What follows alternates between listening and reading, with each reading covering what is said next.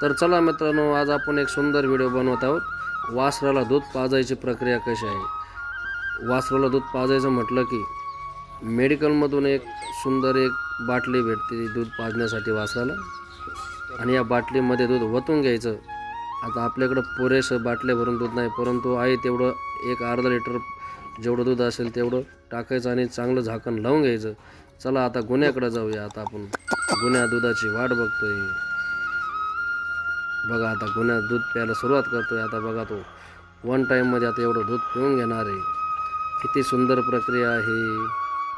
तो जसं जसं दूध पितो तसं त्याला खूप खूप आनंद होतो, आणि त्या दुधापासून मिळणारं समाधान त्याला त्याच्या आनंद गगनात मावत नाही। इकडं आमचं दुसरं वासरू पण गायला पितंय, त्या गायचं दूध काढून ह्या वासराला पाजतोय। वरतून पाऊस चालू आहे, छत्री डोक्यावरती घेऊन मी गुन्ह्याला दूध पाजतोय। बघा मित्रांनो, व्हिडिओ आवडला असेल तर नक्की लाईक करा, सबस्क्राईब करा, कमेंट बॉक्समध्ये कळवा।